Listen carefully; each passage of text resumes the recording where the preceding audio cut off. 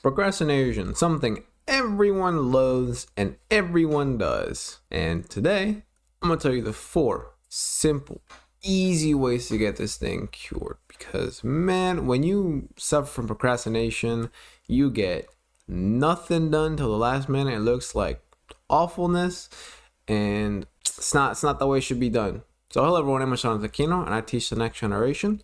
So these are 4 things. You start doing them today, start implementing them, start thinking about them, you will see major improvements in your procrastination habit. It's the habit, everyone has it. I know I have it. You have it right now. You're probably watching this video instead of doing some of the work. And you know what? After this video, you'll never have to worry about that again because you'll have kicked that procrastination habit next time, right? I hope so.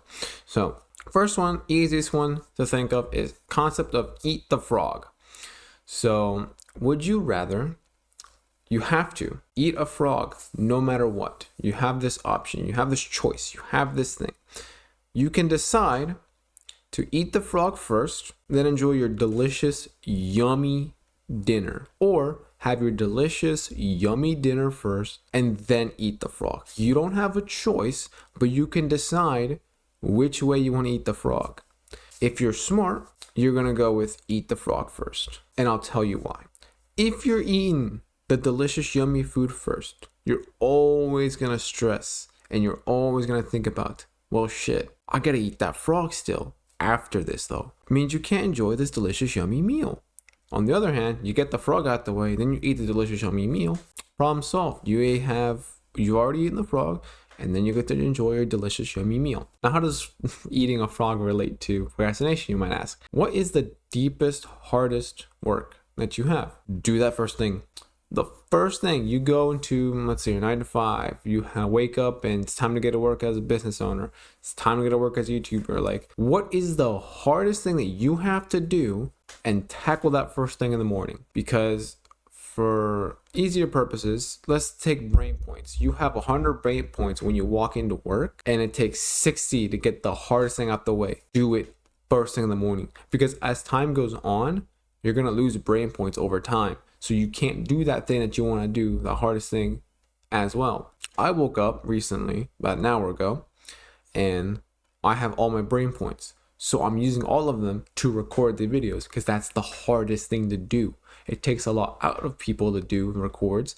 So I'm doing this first. If I was doing it book mode, where I would be for my book business, I would go out and source for a couple hours because that is the hardest thing I have to do, and that would get done first thing in the morning. So what you need to do, eat the frog. Whenever you go, let's say school, what's the hardest thing? Oh, you have the essay? You should probably do that right now.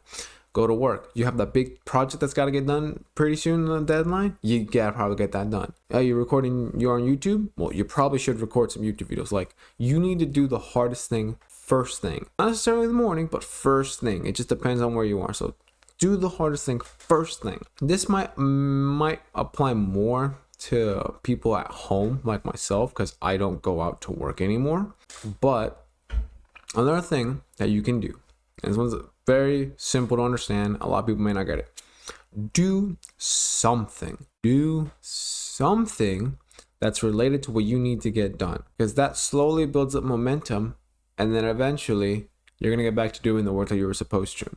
So I know there are times where I'm just kind of just doing nothing, like watching a video or something that's like not helpful to me, and then I will go to, I don't know, like my Google Drive, and then I'll open a new page and I'll start planning new ideas, and then I'll start doing this, and then I start making, summaries, and then I start making stuff, and then I make a full guide.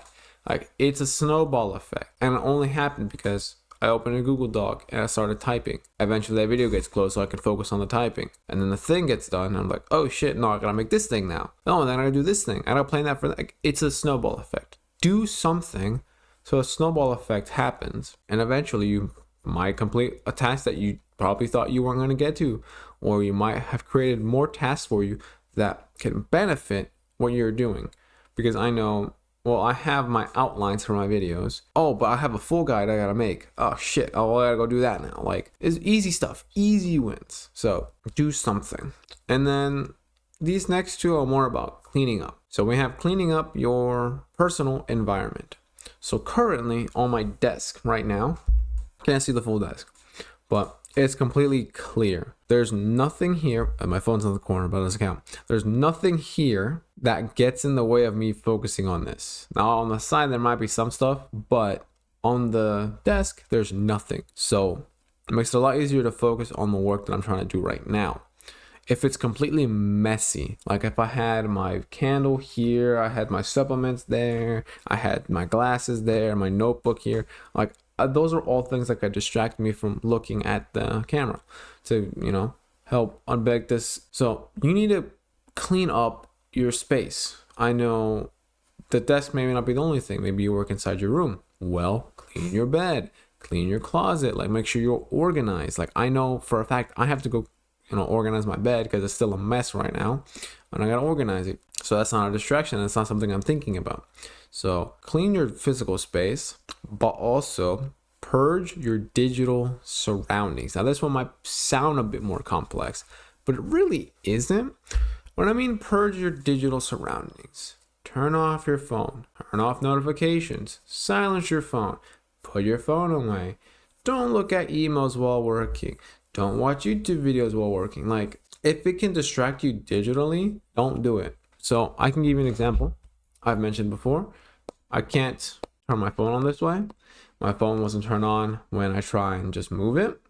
I have to turn it on because I want to see something on my phone. Like, that's the only way this works. So I never have to worry about it. This is not a distraction. It's always on silent. So I never have to worry about this thing. That's something for you to look up to. I don't think I have a video on it yet, but I might make one. You could probably find the video as well. But it's basically just turning off everything on your phone. So it doesn't interrupt you whatsoever, like mentally and all that. So those are the 4 things to mention. Eat the frog, do something, clean up your physical surroundings, and then purge your digital surroundings. Do whatever you can to block, do them, and you should definitely see some higher levels of productivity come out because, well, if you're not procrastinating, you're either bored, which is great, or you're doing something, which is also great. These are the 4 things that you should do, and you'll see that procrastination habit go away. And if you want more time management tips, just go to another video, or better yet, there's a coaching sales call link down below where you want to talk one-on-one, see if you need my help. And if we get together, I'm going to do everything in my power to make sure you are one of the elites in time management. All right, guys, take care.